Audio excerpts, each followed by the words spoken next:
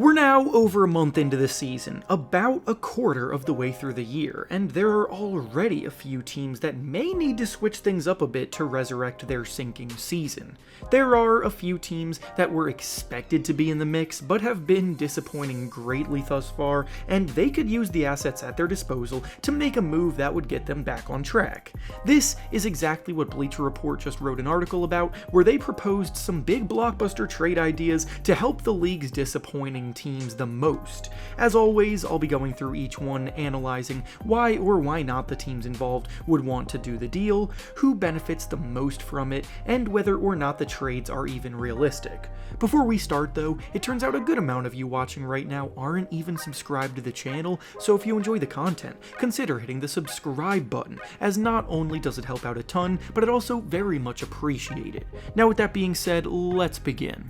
The first trade proposed in the article is for the disappointing Chicago Bulls, and in it the Bulls receive Precious Achiuwa, Chris Boucher, Grady Dick, Gary Trent Jr., and two slightly protected first-round picks, in exchange for Zach Lavine and Terry Taylor. The purpose of this deal obviously isn't to get the Bulls back into playoff contention, because if we're being real with ourselves, that's just not happening, so instead the best way for them to help themselves would be to ship out their best player for as many assets as they can get and shift into a rebuild. That's the premise of this trade in particular with the Toronto Raptors, and the package that the Raptors are giving in this scenario does fit the description.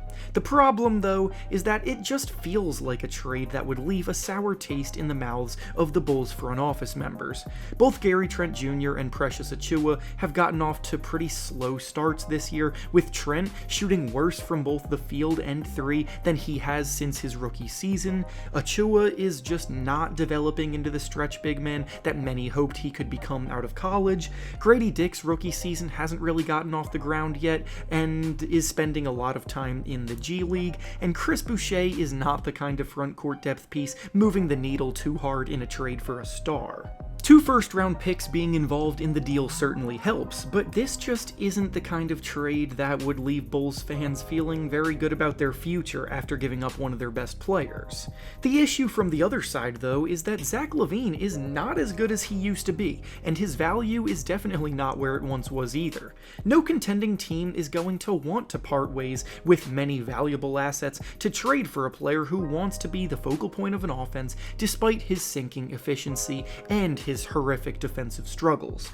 I do like the fit of Lavine in Toronto, with that being said though, because they are in need of a scoring threat in their backcourt, and another player that can handle the ball besides Dennis Schroeder, and from the Raptors' perspective, they're not giving up a ton to acquire him here. This ultimately comes down to whether the Bulls are able to get a better offer elsewhere, because Lavine is a former All-Star, still in his 20s, and it could be argued that he'd be able to reinvigorate a new team, but quantifying that into a trade offer is a different story. The next trade proposed in the article was for the disappointing Golden State Warriors, and in it the Warriors receive Pascal Siakam in exchange for Jonathan Kuminga, Chris Paul, and two lightly protected first-round picks. The Warriors were champions just 2 short seasons ago, and they still have largely the same core from that team that won it all. The issue is that age is very much catching up with them, and some of the guys being affected by Father Time are in denial about it. Steph Curry is still playing as well as he ever has, but the rest of the veterans in their core are going through it this season. Klay Thompson's production has taken a nosedive this year, scoring the fewest amount of points per game since his rookie year while also shooting worse than he ever has. Andrew Wiggins has been even worse across the board, having the worst season of his career while also struggling to even get into game shape. Draymond Green is no longer the truly top-tier defensive enforcer that he once was, and Chris Paul is still a good facilitator, but the rest of his game is definitely over the hill. Acquiring Pascal Siakam would be a dream for them, because not only could he breathe new life into their offense, but he genuinely fits perfectly into the style of play that they like to run. Siakam is a very good defensive forward, he can grab rebounds and push the pace, and he's a solid passer for a power forward, so that part of his game could be used in a nice two-man game with Steph Curry. This is also an example of a trade that I honestly like for both sides, because the Raptors are in a situation where Siakam is in the last year of his current contract, and they need to figure out whether paying him a max contract to stay long-term makes sense, because if it doesn't, then a trade like this, getting very solid return for his expiring deal, sets them up pretty nicely. 2 first-round picks is already enough to start the conversation for a star's expiring contract, but Jonathan Kuminga would be an excellent young talent to take a swing on. Kuminga has flashed a ton of potential recently, but you just get the feeling that he'll never truly have the ability to shine in Golden State on a team that clearly still prioritizes their veterans, so a team like Toronto could be just the spot for him to take his game to the next level.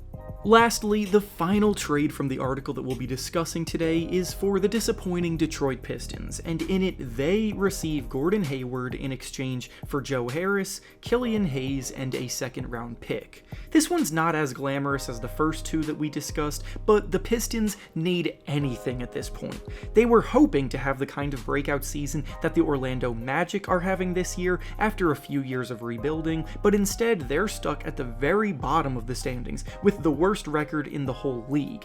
They're currently on a 17-game losing streak, and while there are some things to be excited about with their young squad, there are a lot more concerns that need to be addressed. For one, the team has abysmal spacing, and a lot of their young talent just does not fit together. Bojan Bogdanovic just returned from injury last game to help in this regard, but one man is not enough to cover that big of a hole. Killian Hayes has also been given way too many second chances despite clearly being a bad player.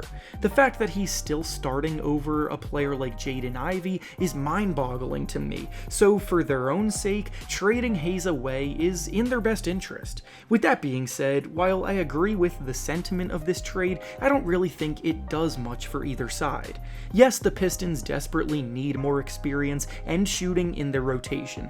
Gordon Hayward, however, at this point in his career, just isn't moving the needle all that much for them. He's a league average shooter at this point in his career who doesn't even take that many three-point attempts anymore.